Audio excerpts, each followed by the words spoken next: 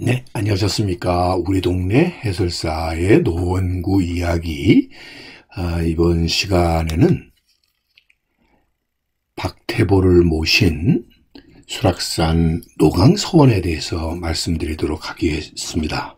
자, 이를 위해서 먼저 기사환국에 대해서 좀 알아본다면, 자, 이 기사환국을 일으킨 사람은 바로 숙종이었습니다. 자, 이 숙종 임금은 조선 역사의 27분의 왕 중에서도 가장 정통성을 갖고 왕위를 유지했었던 임금이라고 볼 수 있습니다. 자, 그분이 돌아가신 지가 벌써 300년이 지났네요. 1720년에 돌아가셨으니까요. 이분은 출생부터가 남달랐으니 현종 임금과 또 현종의 정비이자 유일한 왕비였던 명성황후 김씨 사이에서 태어난 유일한 아들, 이 바로 독자로 태어난 분이고요. 7살에 세자로 책봉되어서 14살에 즉위를 해가지고 무려 46년간 왕위에 있다가 돌아가시니, 실제로 이 숙종의 어떤 강력한 권위는 바로 이런 정통성으로부터 나왔다, 이렇게 볼 수 있겠습니다. 사실 이 시기라는 게 노론과 남인 간에 팽팽한 소위 붕당 대결이 벌어지고 있던 이런 상황 속에서도 이런 정국을 주도할 수 있는 환국이라고 하는 비상조처를 통해서 왕권을 유지해 나갔고요. 그런 것들이 그 뒤를 잇게 되는 영조나 정조로까지 이어질 수 있었다는 점에서 숙종은 상당한 카리스마가 있는 임금이었다고 볼 수 있겠습니다. 자, 그의 행적은 왕실의 족보인 선원 계보 기약에서도, 자, 바로 현종의 뒤를 이어서 현재 주상전하의 만수무강을 비는 이런 기록으로 통해서도 확인해 볼 수가 있겠습니다. 한마디로 이 왕실의 정통성을 계승했다, 이렇게 볼 수 있겠고요. 그런 그였기 때문에 이런 왕실의 이런 정통성에 흠지열이 될 만한 것들을 바로 세우는 일에 앞장을 섰으니, 대표적인 예가 바로 숙종에 의해서 축출되었었던 노산군을 단종 대왕으로 다시 바로 세웠던 사람도 바로 숙종이었던 것이죠.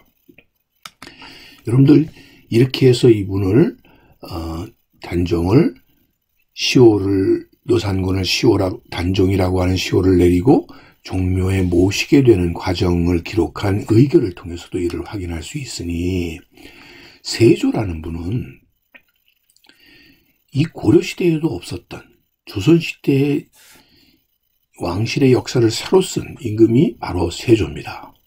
자, 일반적으로 창업의 군주에게만 이 조자를 쓸 수 있는데, 세조는 나라를 다시 세웠다고 해서 시호부터가 창업의 군주에 걸맞는 조를 처음 사용했던 분이 바로 이 세조이기도 합니다. 그런 의미에서 이제까지의 왕위는 잘못됐다, 그래서 바로 세운다는 의미로 이 조카를 내쫓고 자기가 왕이 되어서 새로운 국가를 영업했다. 그래서 이 창업의 군주만이 어진을 모실 수 있는 진전을 둘 수 있었는데, 바로 이 세조의 경우도 봉선전이라고 해서 그의 어진을 별도로 모시는 이런 공간을 마련했을 뿐만 아니라, 사실 후대의 왕들도 이 광릉, 세조의 왕릉과 봉선전을 들려 재앙을 지내는 것이 그동안의 전통이었었던 것이죠. 그랬던 것을 이 단종과 그를 위해 목숨을 걸었던 사육신과 생유신을 충의 상징으로 다시 복원시켰던, 그렇게 함으로써 계유 정난이라고 하는 것이 결국 조카를 내쫓은 정변에 불과했다고 하는, 암으로써 이 정통성을 바로 세우는 역할을 했던 사람도 바로 이 숙종이었다는 점이죠. 자, 숙종 때 정치적인 변동이 아주 극심하게 일어나게 되는데 그 중에 대표적인 게 바로 이 환국입니다.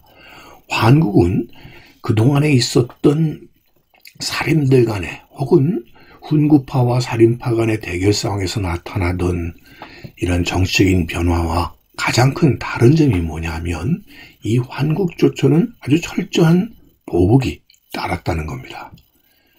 이런 피해 보복.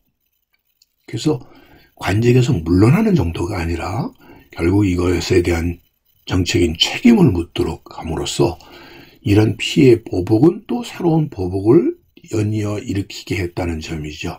그래서 이 갑인 환국 이래로 경신, 기사, 합술 한국으로 이어지면서 서인이 정권을 잡았다가 노론이 정국을 잡게 되면 이제는 남인에 대한 정치적인 보복을 가하고 그들이 국자적인 세력을 구축한 그 중에서도 이 1689년에 기사 한국은 이 장희빈을 둘러싸서 남인이 득세하고 이들을 중심으로 해서 전국을 재편한 그 과정에서 서인 세력들에 대한 대대적인 탄압이 강해졌었던 것이 바로 기사환국이 되겠습니다. 이 기사환국 때 가장 심한 고문을 받으면서도 망국적인 일을 하지 마시라라고 끝까지 숙종을 질책했던 사람이 바로 박태보가 되겠습니다.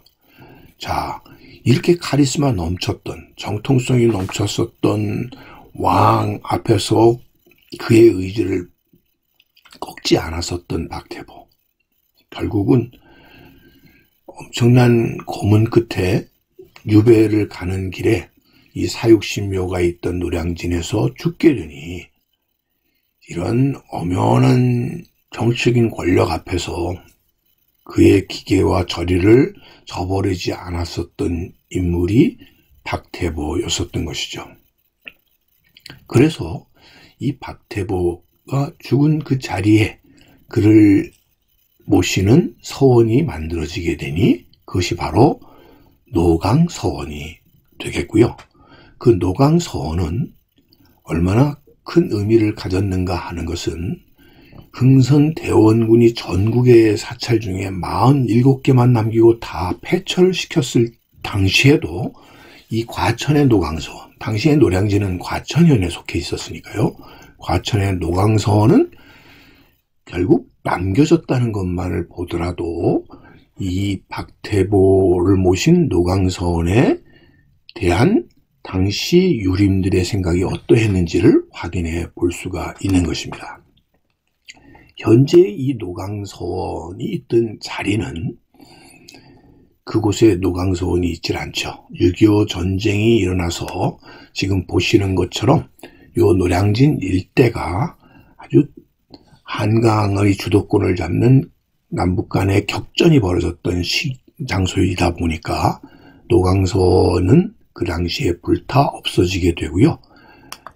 지금은 이런 표성만이 씌워져 있어서 그 당시의 노강서원의 의미를 오늘날 우리가 되새겨 보기가 좀 부족한 면이 있는데 이 노강서원을 다시 복원하게 된 곳이 바로 지하철 7호선 장암역에서 수락선으로 가는 길목에 이루어져 있는 반남 박씨의 종택과 그 선산 묘역에 이분을 모시는 묘가 마련이 돼 있고 이와 더불어 이를 모신 노강서원이 옮겨져 새롭게 세워지게 되었다. 이렇게 보시면 되겠습니다.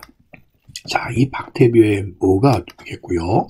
이 박태묘 묘가 있는 곳에 그의 아버지의 묘도 함께 있으니 바로 그의 아버지가 석의 박세당이 되겠습니다. 이 석의 박세당은 소론의 영수로서 이분 또한 강직함과 논리에 있어서는 아들에 뒤지지 않았던, 그래서 당시에 이 혼란한 전국을 떠나서 이 수락산 자락에서 운거했었던 분이 바로 박세당이 되겠죠. 자, 그가 살았었던 그의 종택이 현재도 남아있고요. 이 수락산 계곡의 곳곳에 그의 흔적을 볼 수 있으니 지금 석천동이라고 해서 이 동이라고 하는 것은 계곡을 의미하는 것이죠. 자, 이런 물의 기운이 넘치는 곳에서 신선의 세계와 같이 세상으로부터 벗어나서 수양을 닦았었던 흔적들을 볼 수 있고요. 그의 처남이었던 남구만이 쓴 수락 동천이라고 하는 이런 바위 글씨가 새겨진 계곡을 따라 오르게 되면 그곳에 노강서원이 현재 이렇게 복원이 되어 있습니다. 자, 바로 그의 정신, 의리와의 정신을 그대로 실현하고 계승하기 위한 공간으로 이 노강서원이 마련되어 있으니 사실 이 21세기의 노강서원 어찌 보면 옛 기와집 정도로 이렇게 생각하고 지나갈 이 등산로변에 있는 건물일지 모르지만 사실 이 노강서원을 만들고 그를 기었던 많은 그 당시 조선시대의 엘리트 계층들이었던 선비들의 생각이 이 계곡의 환경과 자연과 함께 우리 땅 우리 문화를 해석하는 우리의 고유의 공간으로서 큰 의미를 가질 뿐만 아니라 이런 오늘날 그의 정신이 새로운 이 시대의 시대 정신으로 이렇게 계승될 만한 의미가 있지 않은가를 되새기게 하는 공간이 오늘날의 노강서원이 아닌가 싶습니다. 오늘은 수락산 노강서원에 대해서 꽃밭을 가꾸는 김 선생이 말씀드렸습니다.